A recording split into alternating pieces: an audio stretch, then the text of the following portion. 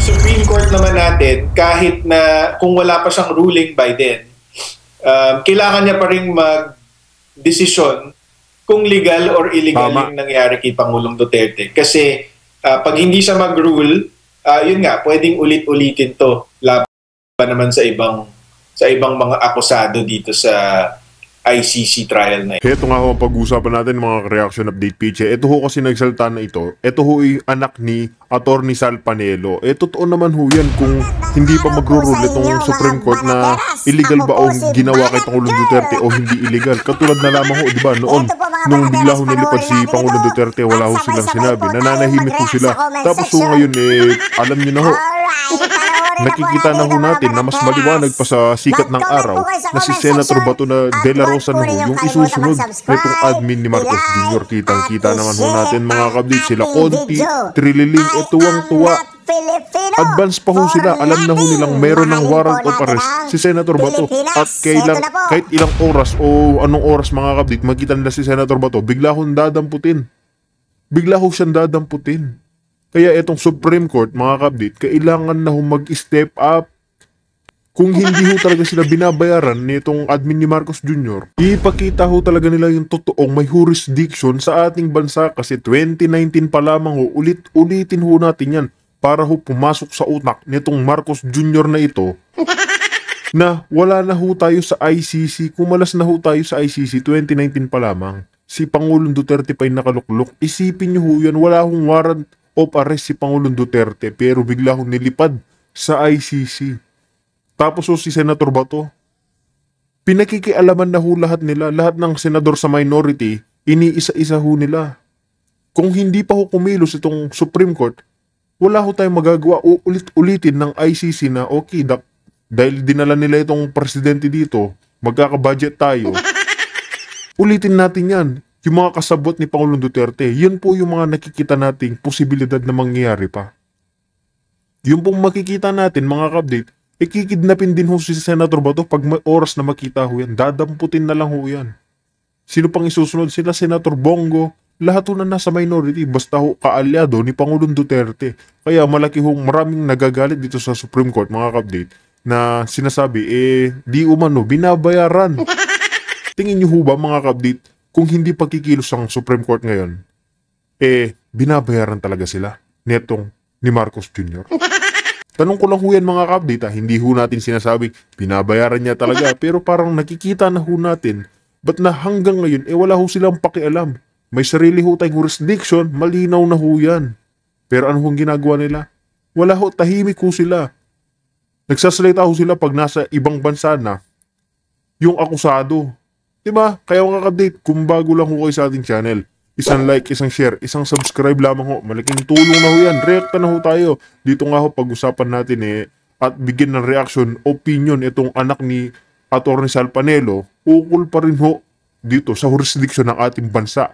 Sa kung anong gagawin ng Supreme Court. Hindi ho nakatunga nga ho sila na pinapanood lang ho nilang nilipad isa-isa yung mga senador. Isipin nyo ho, senador nililipad. Yung former president, binabastos. Wala ho silang masabi, nananahimik ho sila. Kaya mga kabdate, rekta na ho tayo.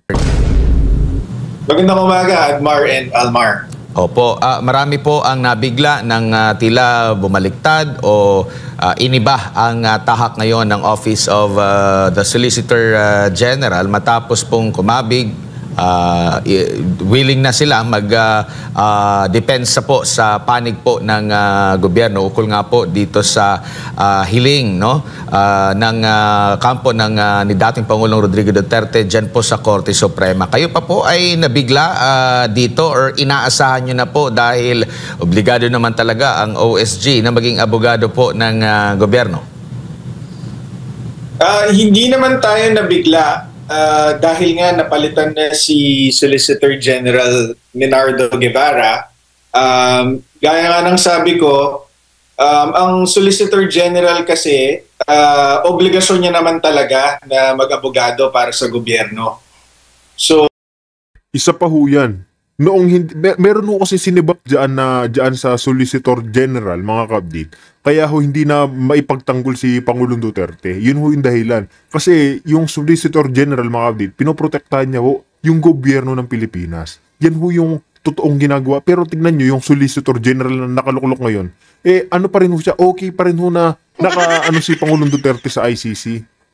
Okay pa rin ho sa kanila, nakakulong yung former president na isang presidenteng totoong nagmahal sa kanyang bayan. Bakit ho mga ka-update? Kasi nga ho, pera-pera ho ang usapin dito. Pera-pera ho ang usapan. Ganyan ho kakapangyarihan ang nadadala ng pera. Pera ho ang usapin dyan, kaya wala ho silang pakialam. Isipin nyo yun, wala kang prinsipyo, wala kang dignidad. Basta tumanggap ka ng pera na hindi pa galing sa kanyang bulsa, sa taxpayer pa galing. Ganyan ho yung mga walang dignidad. Totoo mga ka-update. Wala hong dignidad. Nagpapasilaw ho sa pera. Yung trabaho ng Solicitor General, protektahan yung gobyerno. Pero ano hong ginawa nila? Pinabayaan ho nila pa rin si Pangulong Duterte. Tapos ngayon yun, nakikita ho natin ngayon, si Senator Bato na yung kasunod Si Senator Bato na yung kasunod. Ano hong gagawin ng Solicitor General? Dapat protektahan niya yung si Bato de la Rosa, si Senator Bato. Pero ano ho, wala ho. Tahimik ho sila. Yung korte kaya, ano kaya ang gagawin? Mananahimik na lang ho ba? May jurisdiction ho tayo. Ulitin pa rin natin yan. Di ba? So, may tungkulin siya na irepresenta ang gobyerno sa mga kaso na nasa Court of Appeals at sa Supreme Court. Pero meron din kasi siyang tungkulin bilang Tribune of the People para i-represent yung anong tama para sa bayan. Kaya si Solicitor General Guevara, noong nag-recuse siya o umatras siya bilang abogado ng gobyerno doon sa habeas corpus petitions, consistent yun with the duty of the Solicitor General to be the tribune of the people, to serve only the best interest of the state. So, ang ibig sabihin nun, kahit na taliwas yung posisyon ng Solicitor General sa kliyente niya, yung state, pwede siyang umatras. So, itong nangyari kay Solicitor General Berberabe, prerogative niya rin ito na humarap bilang abogado ng gobyerno. In the same way na prerogative din ni Secretary Solicitor General Guevara noon na umatras. Pero ang posisyon natin, simple lang. It doesn't matter kung sino ang abogado ng gobyerno. Kahit sino pa ang mag-abogado para sa gobyerno, it doesn't matter kasi hindi mo pwedeng ipagtanggol yung hindi katanggol-tanggol. Yung pagtataksil sa bayan na ginawa ng gobyerno natin sa pamamagitan ng pagsuko ng soberanya natin at pagkanulo kay Pangulong Duterte sa ICC, hindi yan maipagtatanggol. Hindi yan pwedeng ikubli or hindi pwede nilang magpanggap, di sila pwedeng magpanggap na international cooperation yung ginawa nila. Hindi nila kayang piliin din kung kailan lang susunod sa konstitusyon. So, ang posisyon natin, tama si Soljan Guevara noon para hindi i-represent yung government sa habeas corpus petitions, pero at the end of the day, it doesn't matter. Kahit sino pa yung abogadong yan, hindi niya mapagtatanggol yung posisyon ng gobyerno.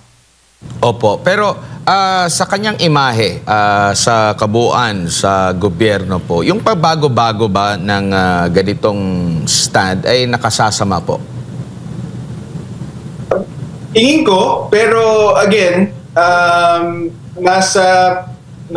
may kapangyarihan o may karapatan yung Solicitor General na desisyonan kung ano yung tingin niyang nasa best interest ng Estado. So, para kay Solicitor General Berberabe, tingin niya dapat lang na sila ang mag-abogado para sa state. So, tingin natin, syempre, mali yun.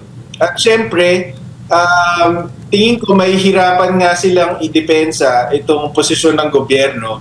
Kasi nga, ang pinaka-importante dito, Admar, is ang original position ng gobyerno sa ICC pa lamang ay walang jurisdiction ng ICC. Ngayon, ang expectation natin, sasabihin nila, merong jurisdiction yung ICC. So, maliban dun sa hindi maganda na papalit-palit yung posisyon ng gobyerno, hindi maganda yung posisyon mismo na i-acknowledge ng Solicitor General natin na meron palang jurisdiction ng ICC. So yun ang mas mahalaga dito, na hindi yung papalit-palit kasi ayun nga mga kabdit, no? Kung mismo sa Solgen, maririnig ho natin na may karapatan tong ICC, isa lang hong ibig sabihin yan.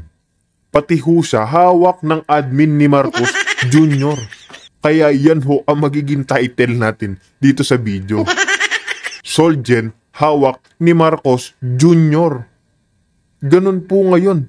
Sino'y nakaluklok, sila ho yung kinakainan nila, ha? Hinihimod-himod nila yung wet packs ni Marcos Jr.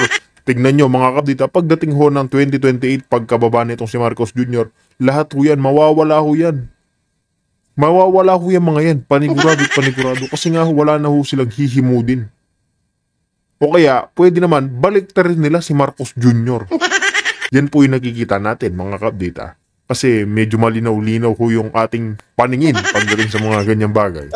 Admar, pwede namang mali yung posisyon noon tapos na-realize na tama pala ngayon. Pero ang hindi maganda is yung mali ang posisyon noon tapos ngayon i-justify nila, gagawin nilang tama.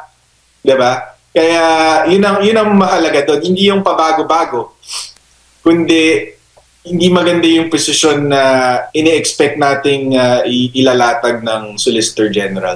Opo, kasi kumbaga mayroon ng inilatag na unang punto rito, yung unang Solicitor General kung bakit kumbaga nag-hands off siya, tapos ngayon nagpaliwanag sila. Pero meron bang pagkakataon, sa pananaw nyo lang po, attorney, pwede nyo sagutin, pwede nyo hindi sagutin, may pagkakataon ba na naging puntos ito doon sa petitioner, itong ganitong mga hakbang po ng pagpapalit-palit or hindi nagtutugma doon sa mga unang pahayag, unang stand po nila?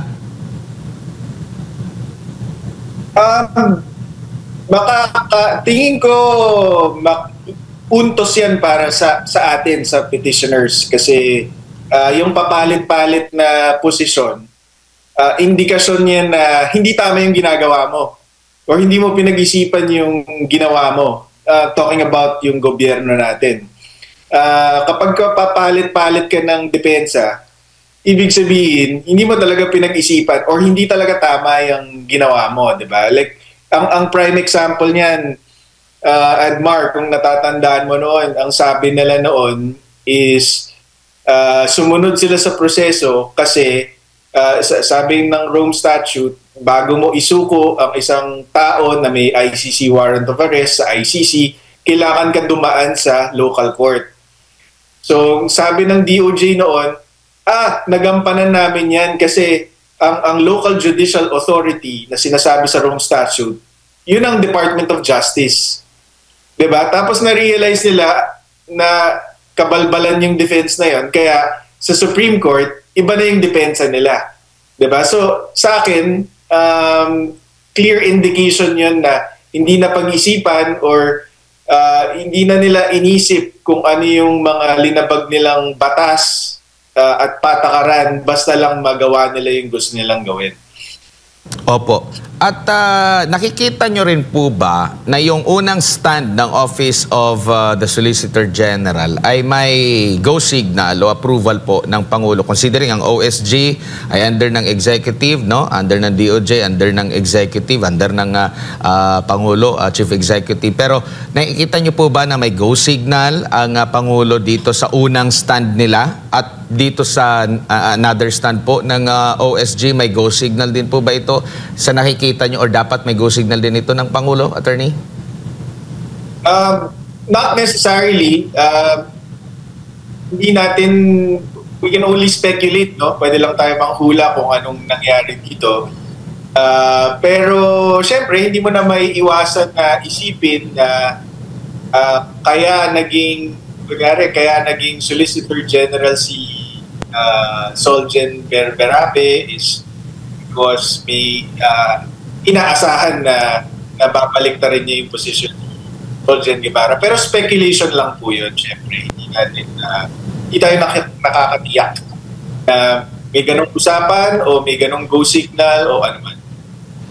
Opo. At dito po sa pag-usad, needed pa ba? Nakikita nyo po ba na needed yung mga oral arguments nito or kakayanin na ng Korte Suprema na desisyonan na ito sa mga available po na sinasabi ng konstitusyon at mga batas? Kasi siguro gusto ring marinig ng taong bayan kung ano yung mga debate or mga punto por punto dito sa mga ganap na ito, Attorney.